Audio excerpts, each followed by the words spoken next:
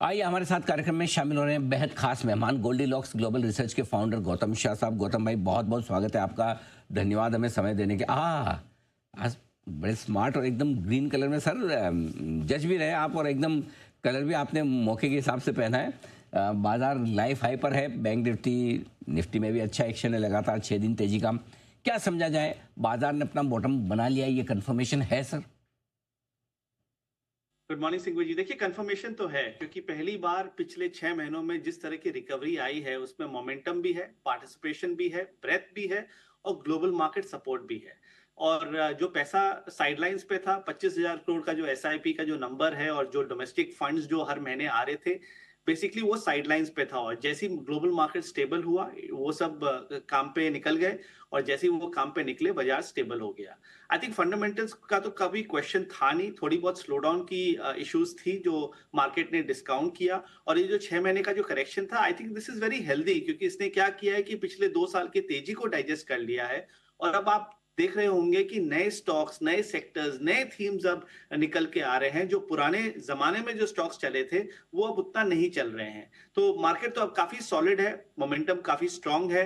लोगों को लग रहा है कि यहाँ पर पार्टिसिपेट करनी चाहिए। डिप्स आ रहे नहीं है क्योंकि मोमेंटम स्ट्रांग है, और रुपया अभी हर दिन इस मार्केट में आ रहा है। और लग रहा है कि यहाँ से भी बाजार चल सकता है। थोड़ा सा medium term long term view रखिए। आई थिंक निफ्टी में आई थिंक 24,800 का लेवल नियर टर्म में आ सकता है। 23,600 का अच्छा सपोर्ट है।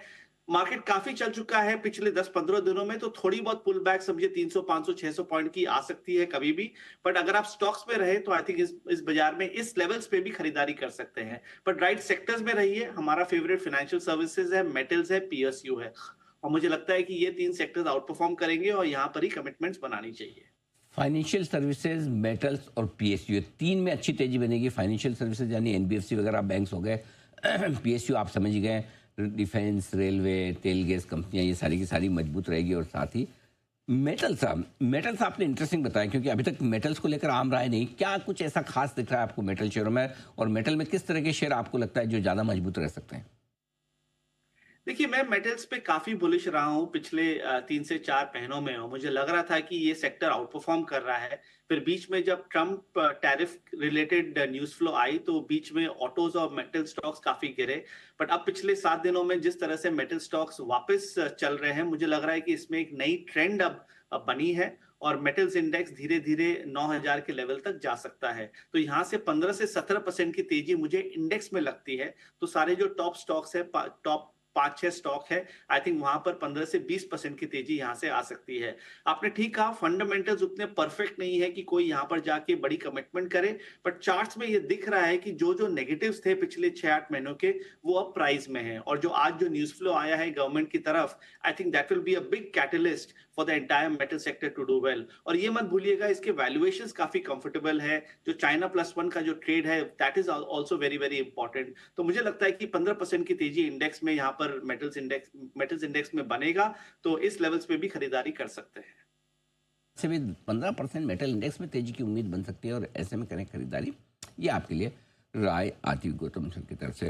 गौतम सर, एक चीज़ और जानना चाहता हूँ, और वो है बैंक निफ्टी पर रिकॉर्ड अब तो एकदम अनचार्टेड टेरिटरी, खुले नीले आकाश, ब्लू स्काई जोन में पहुंच चुका है। कितनी तेजी और? देखिए, मैं इस मार्केट में 20 साल से हूं, और मैंने काफी बुल मार्केट्स और बेयर मार्केट्स देखा है। और आई थिंक मेरा एक ही मानना है कि खराब टाइम पे जो स्टॉक ज्यादा नहीं गिरे, वो अच्छे टाइम पे भाग जाता है। एंड आई थिंक हमने देखा बैंक्स के साथ, क्योंकि जब निफ्टी नया लो बनाते जा रहा था, उस समय बैंक निफ्टी अपना सपोर्ट मेंटेन किए जा रहा था कंटिन्यूअस बेसिस पे। और उस समय अगर आप देखें, जिस तरह से HDFC bank, SBI, ICICI bank, Kotak bank जिस तरह से बिहेव कर रहे थे, बहुत क्लियर था कि इसमें काफी इंटरनल स्ट्रेंथ है। और क्योंकि ये सब banks have nothing to do with foreign soil, तो आई थिंक मार्केट पार्टिसिपेंट्स काफी कंफर्टेबल है यहाँ पर कमिटमेंट बनाने के लिए, और वैल्यूएशंस भी अच्छे हैं, चार्ट्स भी अच्छे हैं। तो आई थिंक ये पूरे मार्केट का लीडरशिप बैंक्स में रहा है। यहाँ से और तेजी बनेगी, क्योंकि बैंक्स एक अपने 6-8 महीने के कंसोलिडेशन से निकल रहा है। टारगेट्स के हिसाब से मत जाइए, just stay in the game, use a trailing stop loss and participate. और थोड़ा सा अगर आप मीडियम टर्म सोचे, तो आई थिंक बैंक निफ्टी 60,000 के लेवल तक जा सकता है। So that's good. 4-5,000 points upside even from here. धीरे धीरे निकलेगा, थोड़ी बहुत करेक्शंस आएगी, बट अगर आप टॉप बैंक्स को देखें, कोटक बैंक, एचडीएफसी, आईसीआईसीआई, मुझे लग रहा है कि यहाँ से भी 10 से 12-15% का अपसाइड है। सो बैंक्स में बने रहिए। एनबीएफसी एक बहुत बड़ी ट्रेड है, हाउसिंग फाइनेंस कंपनीज एक बहुत बड़ी ट्रेड है, यहाँ पर भी मुझे अच्छी मोमेंटम दिखती है। ओके, तो ये आपके लिए बैंक्स में अभी भी मजबूती और सब कुछ ठीक ठाक रहा तो 60,000 की तरफ बैंक निफ्टी के बढ़ने के चांसेस भी आया। अब राय गोल्डीलॉक्स की चाहिए मुझे गोल्ड पर। 1 लाख का हो गया है गोल्ड, लगभग ऑलमोस्ट डन। क्या हो रहा है सर गोल्ड में और कितनी तेजी? देखिए, पागलपन है, एक मेगा ट्रेंड है। इनफैक्ट मैं जब भी आपके चैनल में आया हूं पिछले 1-1.5 सालों में, मैंने हमेशा गोल्ड और सिल्वर के बारे में कहा, और मैंने ये भी कहा था कि गोल्ड और सिल्वर के रिटर्न्स निफ्टी रिटर्न्स को बीट करेंगे। अभी तक तो वो हुआ है, और मुझे लग रहा है कि अगले 1 साल में भी गोल्ड और सिल्वर निफ्टी रिटर्न्स को बीट करेंगे। कई स्टॉक्स रहेंगे मार्केट में जो उसको आउट परफॉर्म करेंगे, that's a different story, but अगर आप इंडेक्स को देखें तो गोल्ड और सिल्वर में अभी भी बड़ी अपसाइड है।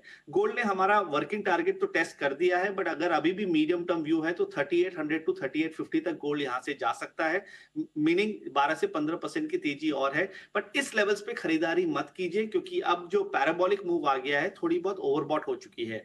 बट अगर आपको गोल्ड और सिल्वर में अगर कुछ खरीदारी करनी है तो सिल्वर में कीजिए। सिल्वर अगर 35 का लेवल क्रॉस करता है, जो मेरे हिसाब से अगले 1-1.5 महीने में कर जाएगा, तो वहां पर 20 से 25% की तेजी आनी चाहिए। सो गोल्ड में जो पिछले 3-4 महीने में हुआ है, वो मुझे लग रहा है कि सिल्वर में अगले 3 से 6 महीने में होगा।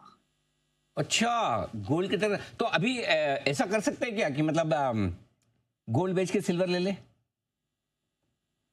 Yes, I think that is a recommendation that we have been putting out, अच्छा। क्योंकि गोल्ड में अच्छी अच्छी लेवल्स पे आपकी प्रॉफिट बुकिंग हो रही है, और सिल्वर उतना चला नहीं है, अच्छे कंसोलिडेशन में है, और 35 के ऊपर तो यहाँ पर बड़ी मोमेंटम बन जाएगी। अभी हमारे जैन साहब भी बता रहे थे गोल्ड सिल्वर का जो रेशियो रहता है वो रेशियो काफ़ी नज़दीक आ गया, तो उसमें अब चांस पूरे हैं कि आप सिल्वर में ज़्यादा तेजी होते हुए देखेंगे।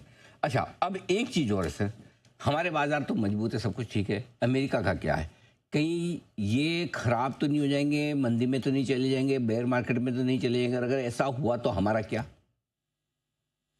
देखिए, ये प्रॉब्लम तो है और ये रिस्क है, और इस रिस्क के साथ हम इस मार्केट को ट्रेड कर रहे हैं और इन्वेस्ट कर रहे हैं। अभी भी यूएस मार्केट का सेटअप उतना अच्छा नहीं है, बट अपना मार्केट काफी रेजिलिएंट हो गया है, क्योंकि कल भी आपने देखा कि डाउ ऑलमोस्ट 1000 पॉइंट्स डाउन था, उसके बाद भी आज हम ग्रीन में खुले। सो आई थिंक अब वो जमाना गया कि अगर यूएस मार्केट डाउन होता है तो हम इमीडिएटली 1-1.5% नीचे खुलेंगे। आई think that will not happen, क्योंकि कोई भी बैड न्यूज को आप बार बार डिस्काउंट नहीं करेंगे। एक बार मार्केट उसको डिस्काउंट कर जाता है, उसके बाद आगे बढ़ जाता है। आई थिंक कोविड में भी ऐसे ही हुआ, लोगों को लगा सेकेंड वेव, थर्ड वेव में कि वापस बाजार गिरेगा, बल्कि बाजार वहां से चला।